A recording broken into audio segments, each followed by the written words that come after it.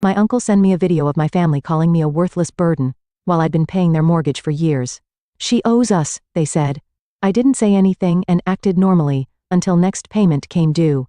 When my uncle sent me that video, I felt my whole world tilt on its axis. There they were, my parents and my brother Thomas, sitting around our old kitchen table in Phoenix, talking about me as if I was nothing more than a burden. The familiar Arizona sun streamed through the windows, casting a warm glow that felt like a mockery of the cold words being spoken. "Lindsay only helps because she owes us," my mother said, her voice dripping with contempt. "After everything we've done for her, paying the mortgage is the least she can do." My brother Thomas chimed in with a smirk. "Yeah. And she acts like she's doing us some huge favor. What a joke." The worst part was my father's quiet nod of agreement. The man who had once taught me to ride a bike and helped me with my math homework now sat there, allowing them to tear me down. The video was shaky, clearly taken without their knowledge, but their words came through crystal clear. I watched it 3 times, each viewing filling me with a strange mix of numbness and clarity. For the past 4 years, I'd been making substantial payments on their mortgage through my LLC, Divine Investments. They thought they were making payments to a bank, never bothering to read the fine print of the agreement my financial advisor had helped arrange. Every month, they made their small contribution while I covered the bulk of the payment, all while they complained about my minimal help. My Uncle Jason's message came right after. "You needed to see this, Lindsay. I couldn't stay quiet anymore. They've been talking like this for months." I sat in my home office staring at the spreadsheets detailing every payment I'd made. The numbers didn't lie. Over $200,000 invested in keeping them comfortable in that house. My hands should have been shaking with anger, but instead, they were steady as I pulled up the mortgage agreement. A small smile played at my lips as I remembered the purchase option clause my financial advisor had insisted on including. "Just in case," she'd said. Looking back, I wonder if she knew something like this might happen. The next payment was due in 2 weeks, and for the first time, I knew exactly what I needed to do. I picked up my phone and typed a simple message to my uncle. "Thank you for showing me the truth. Don't worry, I won't let them know you sent this. But things are about to change. I've always been the family's safety net, though they'd never admit it. 4 years ago when the housing market in Phoenix crashed, and they were on the verge of losing their home, I stepped in. I was 27 then, already successful in my career as a software development manager. The irony was that they never approved of my career choice. They wanted me to take over my father's struggling real estate business instead. "Software is no career for a woman," my mother would say. Her lips pursed in disapproval. "Your brother Thomas is the one with the real business sense." Yet Thomas, with all his business sense, had nearly bankrupted the family company within 2 years of taking over. When they needed help with the mortgage, I consulted my financial advisor, Kate. She suggested a creative solution. Create an LLC, buy the house through it, and let them think they're still dealing with a bank. That way you protect yourself legally while helping them. It seemed perfect at the time. I could help without dealing with their pride. The arrangement worked smoothly. Divine Investments LLC became their mortgage holder, and I supplemented their monthly payments without them knowing. They maintained their dignity, and I kept my family stable. My Uncle Jason was the only one who knew the truth, having overheard Kate and me discussing it at a family gathering. "You're too good to them, Lindsay," he'd said then. "They don't deserve your kindness." I defended them, of course. Their family. They might not understand my choices, but they've always given me a home. Now watching that video for the 4th time, I realized how wrong I'd been. Their words played on repeat in my mind. "She owes us. What a joke, the least she can do." Each phrase felt like a knife twisting deeper. I opened my laptop and logged into the LLC's account. The next mortgage payment was due on the 15th, just 2 weeks away. They'd never been late before, always transferring their portion like clockwork. But now, knowing how they really felt, I had no intention of covering the rest this time. Let them face the consequences of their ingratitude. Let them deal with the bank on their own. They had no idea that their daughter, the worthless burden, was actually their landlord. The thought brought a smile to my face. Sometimes karma needs a little push. The video wasn't the end of it. My Uncle Jason sent me more evidence the next day, screenshots of family group chat messages I'd been deliberately excluded from. They'd created it 6 months ago, appropriately named Family Finances. Each message felt like another betrayal, deeper than the last. "Lindsay thinks she's so special with her tech job," Thomas had written. "She barely helps with the mortgage while I'm here every day running Dad's business." My mother's response made my blood run cold. "We should ask her for more money. She's single with no kids. What else does she spend it on? After all we sacrificed to raise her, she can't even properly support her family." I pulled up my financial records, hands trembling slightly as I calculated the total. Over the past 4 years, I'd contributed $267,843 toward their mortgage through Divine Investments.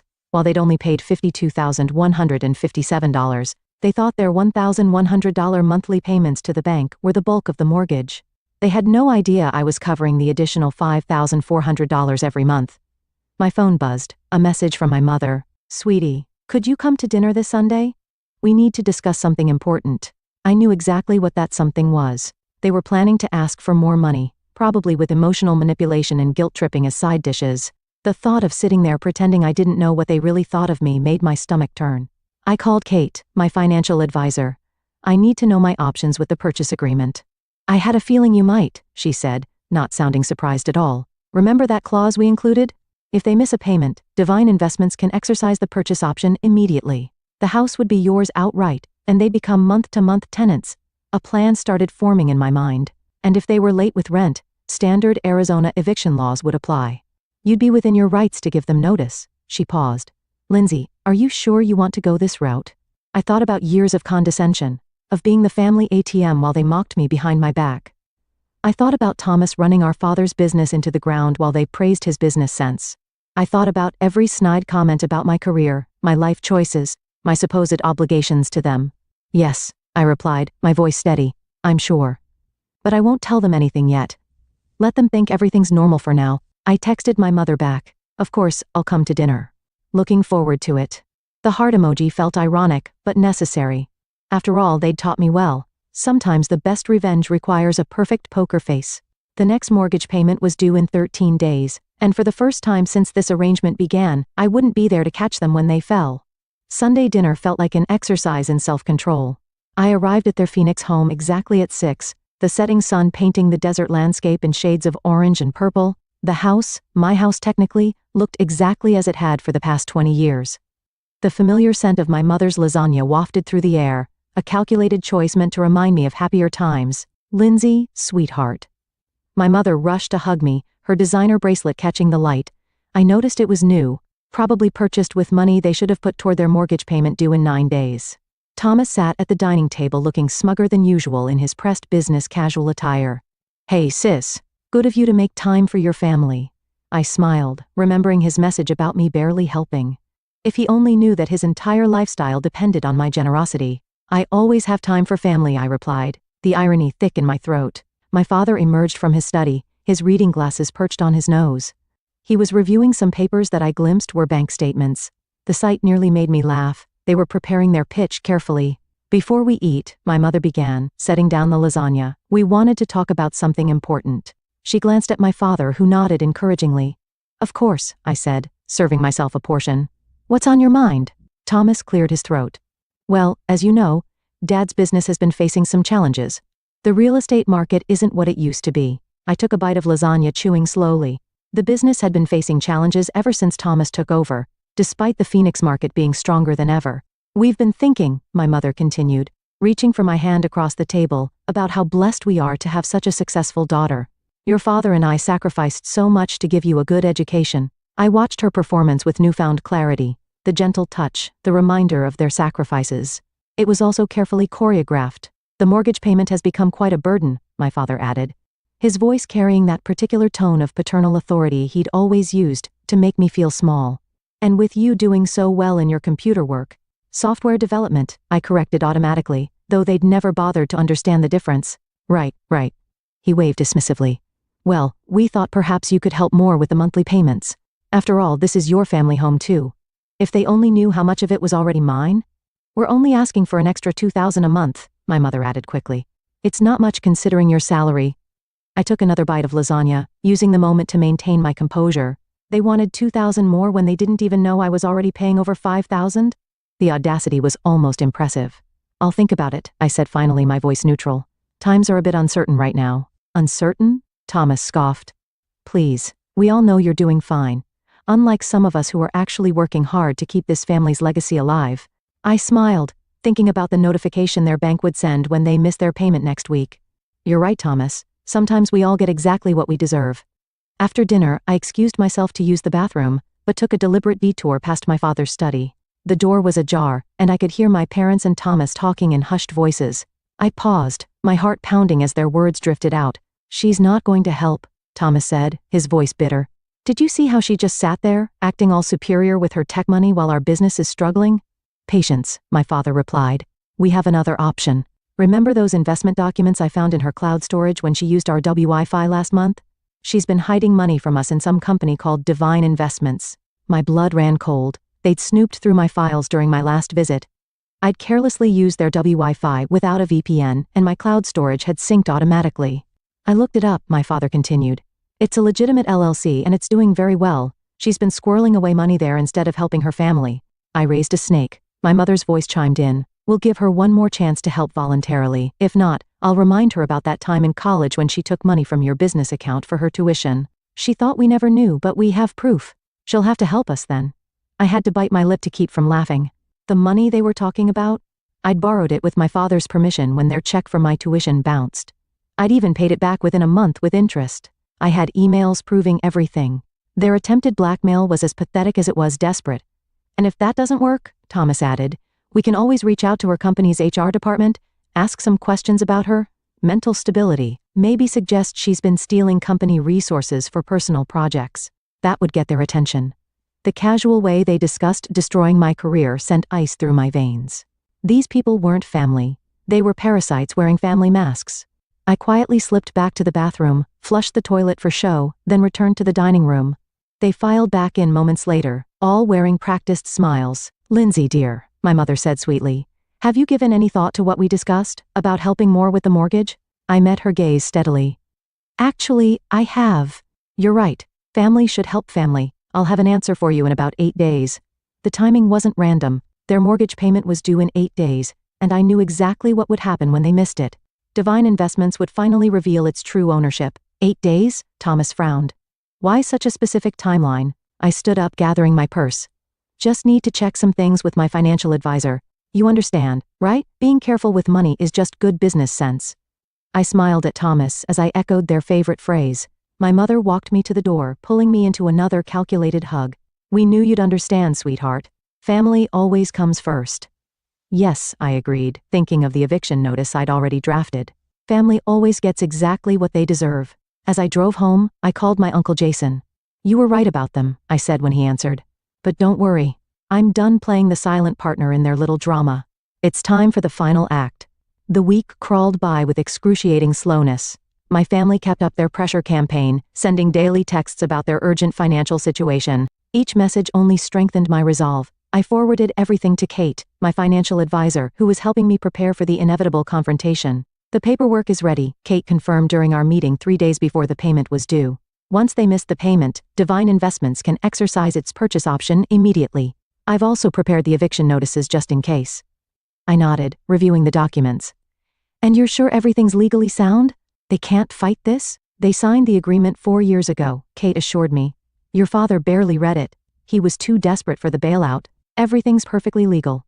That evening, my brother launched his own attack. Hey sis, his text read. I was just talking to my friend in tech recruitment. Heard some companies are doing layoffs. Must be scary for you. Good thing you have family to fall back on. Speaking of which, about that help we discussed, the attempted manipulation was so transparent, it was almost comical. I showed the message to my Uncle Jason over coffee the next day. They never change, he said, shaking his head. Your aunt and I watched them do this to everyone in the family. It's why we distanced ourselves years ago. Did you know they went through my files when I visited? I asked. Not surprised. They did the same to your cousin when she stayed there last year. They're always looking for leverage. He paused. Are you ready for the fallout? They won't take this well. I thought about their threats to contact my company's HR, their plans to blackmail me, their years of taking my help while mocking me behind my back. I'm ready. They made their choice. Now they'll face the consequences. 2 days before the payment was due, my mother called. Lindsay, we need your answer about the mortgage help. Times are tough, and family needs to stick together. Don't worry, Mom, I replied, my voice steady. Everything will be clear very soon. That night, I received an email from the family's bank. They'd tried to transfer money from their account to Divine Investments, but the payment had bounced. They were already overdrawn. I forwarded the notification to Kate. Here we go, she replied. Want me to start the proceedings tomorrow? I thought about the lasagna dinner, their smug faces, their casual discussion of destroying my career. I thought about the years of manipulation, the constant demands, the endless ingratitude. No. I typed back. Let's wait until the payment officially fails. Let them spend the next 2 days thinking everything's fine. They taught me well. Timing is everything. I opened my laptop and began drafting an email to my company's HR department, documenting my family's threats and including the evidence Uncle Jason had gathered. Better to get ahead of their potential attacks. The end was in sight, and I was leaving nothing to chance. Sometimes, I muttered to myself, the best revenge is simply letting people face the consequences of their own actions. The payment deadline came and went. At 9 a.m. sharp, Divine Investments' automated system sent out its default notice. I watched my phone counting down the seconds until the inevitable call. It took exactly 12 minutes. Lindsay, my mother's voice was frantic. Something's wrong with our mortgage payment. The bank is saying we defaulted, but that's impossible. We need your help immediately. Actually, I replied calmly, Divine Investments isn't a bank, it's an LLC, my LLC to be specific. The silence on the other end was deafening. What? She finally whispered. Check your email. You'll find a notice explaining that due to your default, Divine Investments is exercising its purchase option. The house is now legally mine. Your status has been changed to month-to-month tenants. This is a joke, she stammered. No joke. I've been covering the majority of your mortgage for 4 years, while you all mocked me behind my back, called me a burden, plotted to blackmail me, threatened my career. How did you? Uncle Jason showed me the video. He showed me everything. Now about your tenancy. Your first rent payment is due in 30 days. I suggest you start looking for somewhere else to live. My father's voice suddenly broke in. They'd put me on speaker. You ungrateful, careful, I cut him off. Is that any way to talk to your landlord? The eviction notice is ready. Don't make me serve it sooner than planned. I ended the call and blocked their numbers. Within minutes, my email began filling with messages from flying monkeys. Distant relatives and family friends telling me I was being cruel. That family should forgive family. I deleted them all without reading them. Some debts can't be paid with forgiveness. 3 months later, I stood in the empty house, my footsteps echoing through the vacant rooms. My family had finally moved out last week, forced to downsize to an apartment across town. They tried everything, threats, guilt trips, legal challenges, but in the end, the documents were ironclad. They had no choice but to accept reality. Thomas's attempt to contact my company's HR had backfired spectacularly. Thanks to my preemptive documentation and Uncle Jason's evidence, his accusations were dismissed immediately. Instead, his actions were reported to his real estate board, leading to an ethics investigation that effectively ended his career. My mother's final attempt at manipulation came through a tear-filled voicemail. How could you do this to your own family? The answer was simple. They'd shown me exactly what family meant to them, and I'd finally believed them. I walked through the kitchen where it had all started, where they'd sat around the table calling me worthless while I paid their bills. The irony wasn't lost on me. Uncle Jason and his wife were coming over later to help me prepare the house for sale. The proceeds would go to establishing a foundation for helping victims of financial abuse. Something good could come from this after all. My phone buzzed with a text from Kate. Just heard from their lawyer. They're finally signing the last papers. It's really over. I smiled, looking around at the empty house one last time. They'd taught me that family always comes first, but they'd never specified which family. I chose myself. And for the first time in years, that felt exactly right.